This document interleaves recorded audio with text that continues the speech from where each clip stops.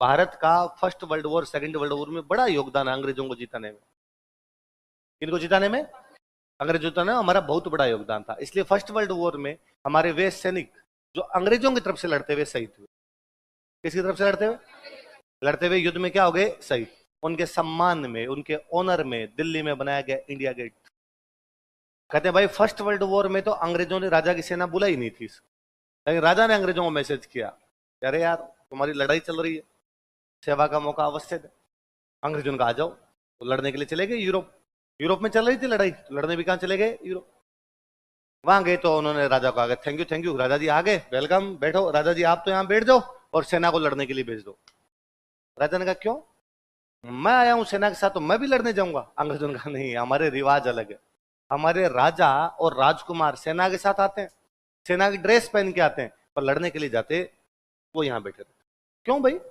कहा अरे राजा की गोली लग जाए तो, लग जाए तो मर जाए, और क्या पीछे टावर खूब सारे हैं, और कोई राजा बन जाएगा। अगर राजा, हमारे ये रिवाज नहीं होता, हमारे राजा खुद लड़ने के लिए जाता है। तो अंग्रेजों ने एकमात्र किसी राजा को छूट दी, वो राजा कौन था? अंग्रेजों ने कहा ठीक है जाके लड़ो। Ganga Singh first world war लड़ने के लिए गया। तो भाई आप किसके खिलाफ लड़े जाके? तो अंग्रेजों ने कहा टर्की के खिलाफ लड़ो। किसके खिलाफ? जो देश है टर्की, आज तुर्की, तुर्की जिसको आप तुर्की कर लिया आजकल, जो इन्होंने नाम ही अपना ना, ये जो तुर्की देश है ये पहले बहुत बड़ा देश था। इसमें आता था सीरिया, लेबनान, जॉर्डन, इजराइल, फिलिस्तीन, सऊदी अरब, ईरान, इराक, ये सारा का सारा किसमें आता था? तुर्की। ये मेडिटेरियन सी भूमध्य सागर के आसपास के देश हैं, ये सारे के सारे किसमें आते थे? और तुर्की का जो राजा था वो कहता मैं खलीफा हूं। मैं क्या हूं? मैं इन सारे मुसलमान जितने भी देश है इन सब का नेता हूं, और मैं इनका क्या हूं? खलीफा। अच्छा ये बाकी जो मुसलमान देश थे ये भी बेचारे उससे परेशान थे, क्या खलीफा है परेशान करता रहता है हमें, है ना? ये भी उस राजा से परेशान थे, अंग्रेज भी उससे परेशान थे। तो अंग्रेजों ने गंगा सिंह को भेजा कि जाओ और तुम किसकी सेना से जाके लड़ो? तुर्की। किसकी सेना से? तुर्की को। भाई साहब सेना ने 10 युद्ध रहे। कितने युद्ध रहे? आज जो इतना सा तुर्की दिखता ना, तुर्की, ये बनाने वाला बीकानेर का राजा ही था। पहले तुर्की इतना बड़ा था, फिर का तुम्हारा नाम है तुर्की, तो इतने से होना चाहिए तुर्की, ज्यादा बड़े होने।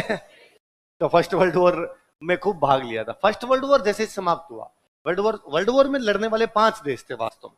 जिन लोगों ने लड़ाई शुरू की थी वो ये 5 देश थे।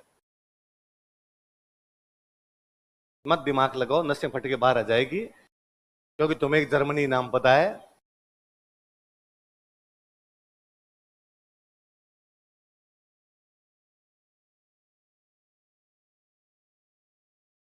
ये 5 देश एक तरफ, बाकी दुनिया एक तरफ।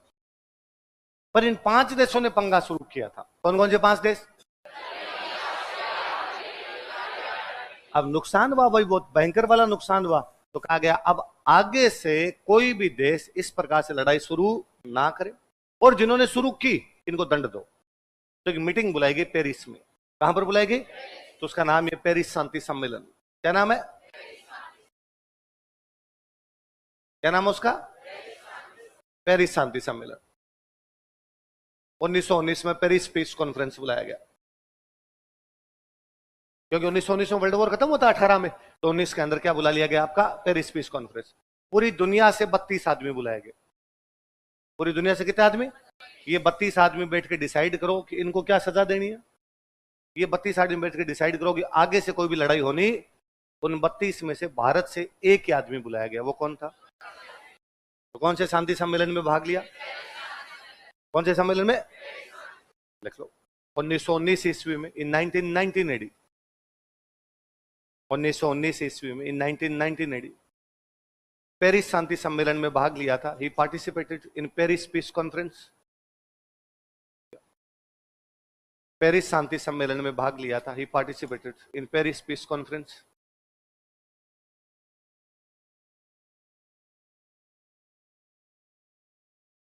अच्छा एक बच्ची जो भी बाहर गई उसका बैग पड़ा होगा यहाँ पे, दे दो उसको, तबीयत खराब हो, घर छोड़ना उसको।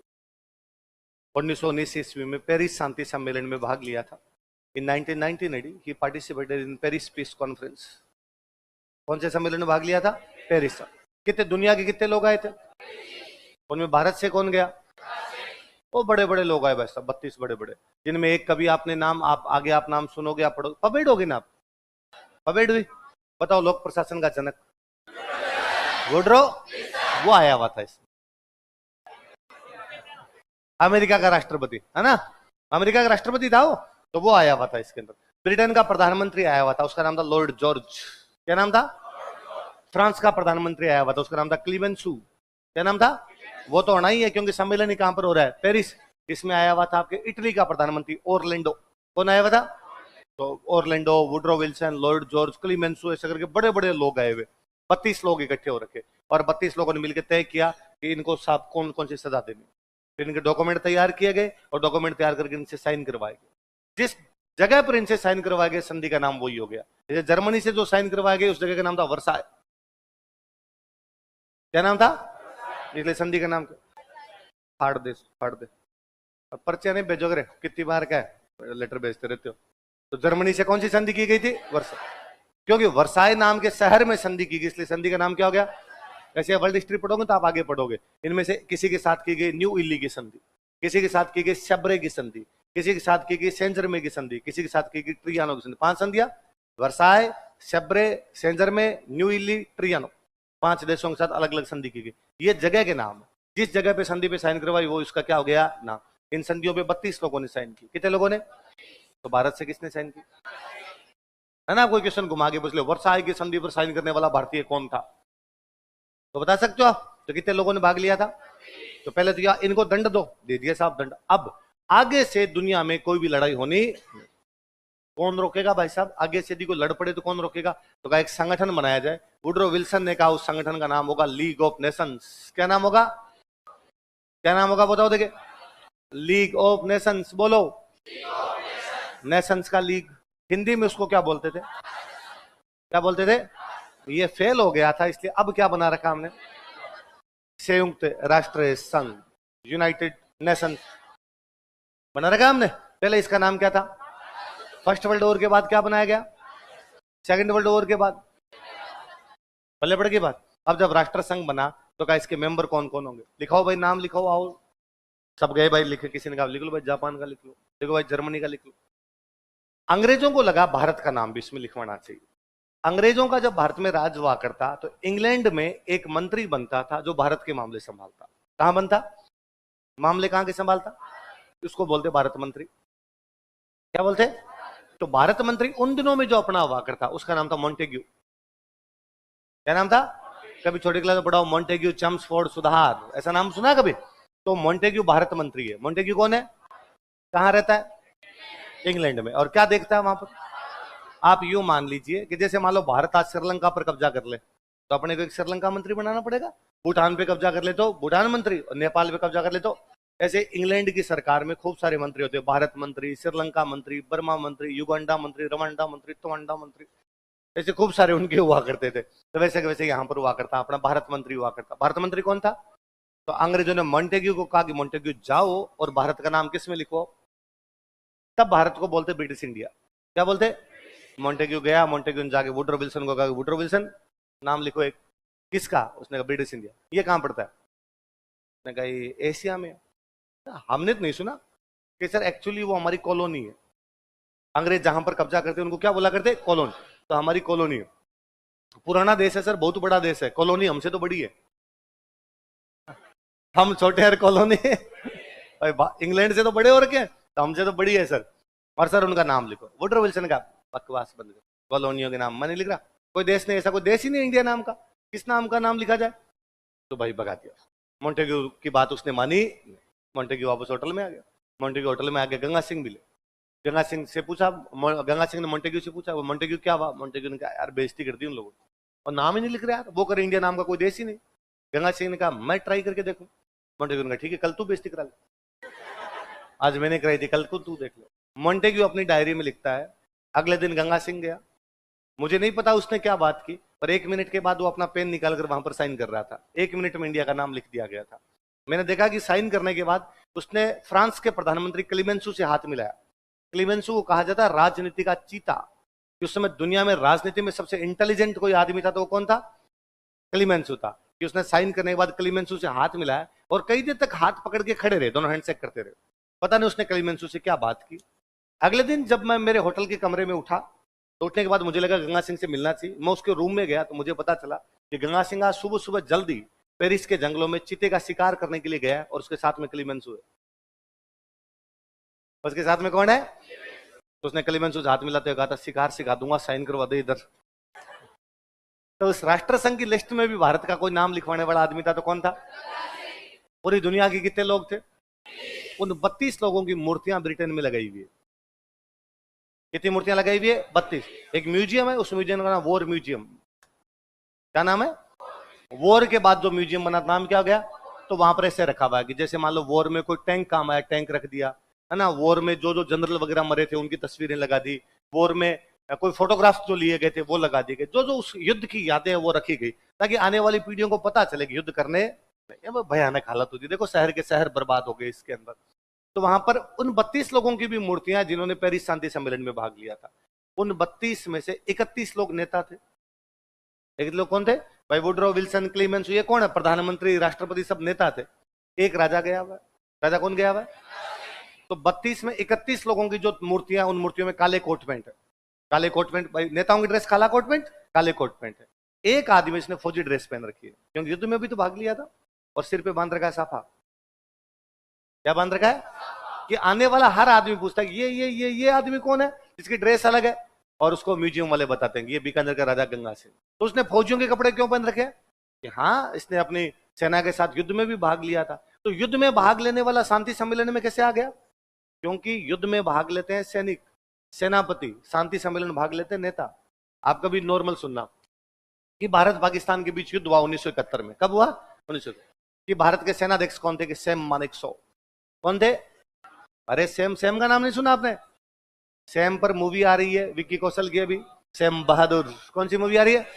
एक एक आदमी देख के आएगा, एक भी ऐसा नहीं होना तो सैम बहादुर की मूवी देख के आपके पास मूवी देखने किसी के पास टिकट के रुपए नहीं, मैं दे दूंगा। लेकिन सैम यार भारत का सेनाध्यक्ष था, इतने बड़े सेनाध्यक्ष हुए थे, उनकी मूवी तो एक एक आदमी को देखनी। क्या आज ही बुक करवा, साथ चलेंगे अपने अपने जोड़ों से। साथ में नहीं भाई साहब, कोई प्राइवेसी नाम की चीज है। कौन कहां बैठ रहा है तुम्हारे हिसाब से बैठना यार, ऐसे साथ वाले। ये कोई स्कूल का पिकनिक थोड़ी, 6ठी क्लास के बच्चे कि सब मेरे पीछे पीछे आएंगे। कौन है वो? कोई इधर कौन चला गया? नहीं, लाइन में जाओ। जा सिमरन, इसमें कोई कंट्रोल करने की आवश्यकता। तो सेम से, अब तो देखो 1971 में हमारे थल सेनाध्यक्ष कौन थे? सेम। तो युद्ध किसने लड़ा? सेम। लेकिन 72 में शिमला समझौता हुआ। 72 में क्या हुआ? हम कहते इंदिरा गांधी ने किया। किसने किया? ऑब्वियस सी बात है, समझौते नेता करते हैं, युद्ध सैनिक लड़ता है ना, दो अलग अलग चीज। पर एक आदमी जो युद्ध में भी था, समझौते में भी था, वो कौन है? तो भाई साहब इसकी ड्रेस फौजी ड्रेस इसलिए है क्योंकि इसने युद्ध भी लड़ा था। बोलते चलो ठीक है, पर ये सिर पे क्या इसके? अरे राजस्थान का बंदा है, राजस्थान का बंदा साफा बांध गया था, मतलब वो पेरिस में शांति सम्मेलन में बैठा है तो भी क्या बांध के बैठा है? कल से तुम लोग क्या बांध के हो? तुम कभी लंदन जाओ तो लंदन के वॉर म्यूजियम जाना। कौन से म्यूजियम जाना? वॉर म्यूजियम में कितनी मूर्तियां मिलेगी? 2 देखनी है अपने तो। ये तो वुडरो विल्सन, और एक जब पेरिस से वापस आ रहा था तो रोम रुका हुआ था, रोम में रुका था। कहां पे रुका हुआ था? तो वहां रोम से अंग्रेजों को एक लेटर लिख के भेजता है। इस लेटर का नाम ही क्या हो गया? रोम नोट। क्या नाम हो गया? रोम नोट। अंग्रेजों को लिख के भेजा, इसमें लिख के भेजा कि भारत को स्वशासन दिया जाए। भारत को क्या दिया जाए? स्वशासन मतलब खुद का, शासन मतलब घर का। क्या दिया जाए हमें? हमें घर में शासन करने का अधिकार दिया जाए। भारत में राज कैसे होगा ये भारतीय डिसाइड करेंगे, अंग्रेज डिसाइड। कोई राजा इस प्रकार की मांग कर रहा था, और राजा कौन था? अब इतने में देश हो गया आजाद। सेकंड वर्ल्ड वॉर के बाद देश आजाद हो गया। देश आजाद हो गया तो जो पूरी की पूरी ऊंटों वाली सेना, क्या नाम है इस ऊंटों वाली सेना? ये इंडियन आर्मी में शामिल हो गई। किसमें शामिल हो गई? बार राजाओं का जो भी मामला था वो सारा का सारा भारत के पास चला गया, तो राजाओं की सेना भी किसके पास चलेगी? भारत। इंडियन आर्मी ने कहा ऊंटों का क्या करें? तो कहा ऊंटों को तो भेजो घर, फौजियों को ले लो सेना में। अभी भी ये सेना इंडियन आर्मी में, और इंडियन आर्मी में जब ये गई तो इसका नाम चेंज हो गया। इसका नाम हुआ 13 ग्रेनेडियर्स। क्या नाम हुआ? 13 ग्रेनेडियर्स। आज भी जो 13 ग्रेनेडियर है वो वास्तव में क्या है? गंगारेस। क्या है? गंगारेस। पर ऊंट वापस भेज दिए गए। 1965 में भारत और पाकिस्तान के बीच युद्ध होता है। किसके बीच युद्ध होता है? कब? जैसलमेर वाले फ्रंट पे। कौन से फ्रंट पे? और तब भारतीय सेना को समझ में आया कि यहाँ न तो चल सकती है गाड़ियां, ना चल सकते हैं घोड़े, यहाँ क्या चलेंगे? इसलिए 1965 के बाद हमने एक नई सेना बनाई, बीएसएफ। क्या बनाई? Border security force. क्या बनाई हमने? सीमा सुरक्षा बल। क्या बनाया? उनको हमने ऊंट दिए। तो बीएसएफ वाले जो सैनिक होते हैं वो क्या रखते हैं अपने पास? ऊंट। ऊंट पे चलते हैं भाई, इस बॉर्डर पे चल ही उठ सकता है। तो जब ये सेना बनाएगी तो किसी ने कहा भाई साहब तुम तो आज बना रहे हो ऊंटों की सेना, यहाँ के राजा ने तो कई साल पहले ही बना ली। कहाँ के राजा ने? सब बीकानेर के राजा। इसलिए बीएसएफ में एक टुकड़ी का नाम है बीकानेर कैमल कॉप्स। क्या नाम रखा गया? गंगा रिसाला था, बीकानेर कैमल कॉप्स ही था, वो बीकानेर के ऊंटों की सेना थी। वैसा वैसा इंडियन आर्मी में भी एक सेना का नाम क्या रख दिया जाए? और इन वर्ल्ड वॉर में, अब केवल ये तो हम बीकानेर का इतिहास पढ़ रहे हैं इसलिए बीकानेर की बात कर रहे हैं, अपने भारत के सारे राजाओं की सेना गई थी। भारत का first world war, second world war में बड़ा योगदान है अंग्रेजों को जिताने में। इनको जिताने में, अंग्रेजों जिताने में हमारा बहुत बड़ा योगदान था। इसलिए फर्स्ट वर्ल्ड वॉर में हमारे वे सैनिक जो अंग्रेजों की तरफ से लड़ते हुए शहीद हुए। किसकी तरफ से लड़ते हुए? लड़ते हुए युद्ध में क्या हो गए? शहीद। उनके सम्मान में, उनके ऑनर में दिल्ली में बनाया गया इंडिया गेट। दिल्ली में क्या बनाया गया?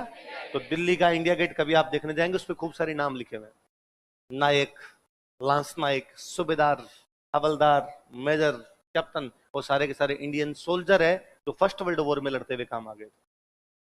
है बात समझ में? तो वर्ल्ड वॉर में हम किसकी तरफ से लड़ने के लिए गए? किसकी तरफ से? भागता गांधी जी ने, तिलक ने गांव गांव में घूम घूम के कहा था हमें अंग्रेजों का साथ देना चाहिए। किसने घूम घूम के बात कही थी? गांधी जी और तिलक ने कहा था हमें किसका साथ देना चाहिए? गांधी जी का पूरा स्टेटमेंट है कि कई बार बात यह नहीं होती है कि सही कौन और गलत कौन है, या अच्छा कौन है और बुरा कौन। कई बार बात यह होती है कि कम बुरा कौन है और अधिक बुरा। जर्मनी अधिक बुरा है, अंग्रेज कम बुरे हैं, इसलिए हमें अंग्रेजों का तन मन धन से साथ देना। इसलिए अंग्रेजों ने गांधी जी को मेडल दिया था, कैसर हिंद। क्या मेडल दिया था? तो हमारी सेना भी भाग लेने के लिए गई थी। तो ऐसे ही जब हमारी सेना भाग लेने के लिए गई हुई थी, इंडिया की सेना अंग्रेजों की तरफ से भाग लेने के लिए गई थी, तो इजराइल में अब एक शहर पड़ता है, उस शहर का नाम है हाइफा। क्या नाम है? हाइफा नाम का एक शहर पड़ता है। कहां पड़ता है हाइफा नाम का शहर? और इस पे कब्जा कर लिया जर्मनी और टर्की। किसने कब्जा कर लिया? जर्मनी और टर्की ने कब्जा कर लिया। अंग्रेजों को कब्जा छुड़वाना है, इसलिए अंग्रेजों ने भारत के 3 राजाओं को कहा कि जाओ और जाके हाइफा छुड़वाओ। मैसूर, हैदराबाद, जोधपुर। कहां कहां के राजाओं को? मैसूर, हैदराबाद। कहां कहां के? कि जाओ और जाके कौन सा शहर खाली करवाओ? हाइफा वाला शहर खाली करो। अब इजराइल के अंदर आता है हाइफा शहर, ये जाके खाली करवाओ। भाई तीनों राजाओं की सेना गई। अब पहले कौन लड़ेगा, बाद में कौन लड़ेगा? तो अंग्रेजों ने हैदराबाद का स्टैंड बाय, तुम एक बार पीछे खड़े हो जाओ, पहले हम 2 भेजेंगे, जोधपुर और मैसूर। ये दोनों जीत गए तो ठीक है, वरना तुम्हें उतारा जाएगा। हैदराबाद पीछे खड़ा हो गया, आगे कौन जाएंगे? जोधपुर और मैसूर। इनमें हरावल में कौन जाएगा? चंदावल में कौन जाएगा? तो हरावल में जाएगा जोधपुर। कौन जाएगा? पीछे कौन रहेगा? मैसूर। भाई साहब अकेले जोधपुर ने कूट दिया था टर्की और जर्मनी को। और जो टर्की और जर्मनी के पास में थी तोपें, टर्की और जर्मनी के पास थे टैंक, इनके पास में थी तलवारें, भालेर, बंदूक, उसके बावजूद जोधपुर वाले जीत गए थे और हाइफा पे कब्जा कर लिया था। जब हाइफा पे कब्जा हो गया, अंग्रेज बड़े राजी, तो अंग्रेजों ने कितने राजाओं की सेना भेजी? 3, जोधपुर, मैसूर। इसलिए दिल्ली में सर्किल बनाया गया, 3 मूर्ति सर्किल। कौन सा सर्किल बनाया गया? अंग्रेजों ने 3 मूर्तियां लगाई, एक सैनिक खड़ा है जोधपुर का, एक सैनिक खड़ा हैदराबाद, एक सैनिक खड़ा मैसूर। 3 मूर्तियां लगी, इसलिए सर्किल का नाम क्या हुआ? हम इस बात को भूल गए क्योंकि हमारी हिस्ट्री पूरी की पूरी एंटी ब्रिटिशर्स है और इन युद्धों में हम किसकी तरफ से भाग ले रहे थे? इसलिए हमारी हिस्ट्री में इन युद्धों का कोई भी नाम 2019 में इस युद्ध को 2019 ने 18 में शायद 2018 में इस युद्ध जो हाइफा वाला युद्ध था इसको 100 साल पूरे हो रहे थे। कितने साल पूरे हो रहे? इसलिए इजराइल ने हाइफा डे मनाया। इजराइल ने क्या मनाया? हाइफा। इजराइल में छुट्टी होती है उस दिन हाइफा डे की। इजराइल याद करता है किस प्रकार हमारे हाइफा के शहर को आजाद करवाने के लिए भारत की सेना आई थी। हाइफा डे मनाया। इजराइल का प्रधानमंत्री बेंजामिन नेतन्याहू वो अपने इंडिया आया हुआ, उसने भाई को कहा कि भाई ये जोधपुर कहां पड़ता है? तो भाई ने कहा क्यों, कोई कचौरी समोसे मिर्ची बड़े क्या मंगवाने? साफा मंगवा दूं? साफा, मैं जो साफा बांधता हूँ ये जोधपुर से मंगवाता। उसने कहा नहीं, हम एक प्रोग्राम कर रहे हैं उसमें हम जोधपुर के लोगों को बुलाना चाहते हैं, क्या प्रोग्राम कर रहे हो? हम हाइफा डे मना रहे हैं। तो जोधपुर वालों को क्या लेना देना है? हाइफा को आजादी जोधपुर वालों ने करवाया था। तो भाई को पता चला, भाई शाम को वहां पे गए, तीन मूर्ति सर्किल का नाम बदल के किया हाइफा सर्किल। दिल्ली में तीन मूर्ति सर्किल है, उसका फिर पूरा नाम किया गया तीन मूर्ति हाइफा सर्किल। क्या किया गया? ताकि याद तो रहे कि तीन मूर्ति सर्किल कौन से युद्ध की वजह से बनाया गया था? हाइफा। और इजराइल ने उस साल बाकायदा डाक टिकट जारी किए, जिन डाक टिकट पे एक तरफ लिखा था आर्मी ऑफ जोधपुर, एक तरफ लिखा हुआ था हाइफा, बैटल ऑफ हाइफा। कि हाइफा का युद्ध हमें कौन सी सेना जीता के गई थी? तो इन दोनों वर्ल्ड वॉर में अपनी खूब सारी सेना भाग लेने के लिए गई थी। फर्स्ट वर्ल्ड वॉर में भी गई थी, और जब फर्स्ट वर्ल्ड वॉर में हमारी सेना वापस भाग लेके, इंडियन आर्मी भाग लेके, राजाओं की सेना भाग लेके, अंग्रेज बड़े राजी हुए अंग्रेजों का, अरे राजाओं ने अपना साथ दिया, क्यों ना राजाओं का एक संगठन बनाया जाए। तो राजाओं का एक संगठन बनाया गया अंग्रेजों के द्वारा। उस संगठन का नाम था चैम्बर्स ऑफ प्रिंसेस। क्या नाम था? क्या है चैम्बर्स ऑफ प्रिंसेस?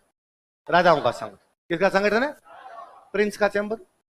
प्रिंस मतलब राजा, राजकुमार, उनका एक चैम्बर बनाया जाए। कब बनाया गया? 1921 वर्ल्ड वॉर के बाद बनाया 1921। बनाने वाला जो उनका गवर्नर जनरल था उसका नाम था चैम्सफोर्ड। क्या नाम था? तो कौन से गवर्नर जनरल ने बनाया उनके? Lord Chelmsford. किसने बनाया? लॉर्ड। क्या बनाया? चैम्बर ऑफ प्रिंसेस, राजाओं का संगठन। अब भारत में राजा थे 550। कितने राजा थे? 550 राजाओं का एक संगठन बना दिया। आज के बाद राजाओं को कोई भी दिक्कत हो पहले अपनी मीटिंग कर लो, फिर अंग्रेजों को बता दो, हम तुम्हारी जो भी दिक्कत होगी उसको क्या कर देंगे? सॉल्व। अब ये जो 550 राजाओं का एक संगठन बना जिसका नाम क्या है? Chambers of princess. इसमें एक राजा को इसका मुखिया बनाना पड़ेगा, जिसको मुखिया बनाते उसको बोलते चांसलर। क्या बोला करते? पर इसका जो पहला चांसलर बनाया गया, देखो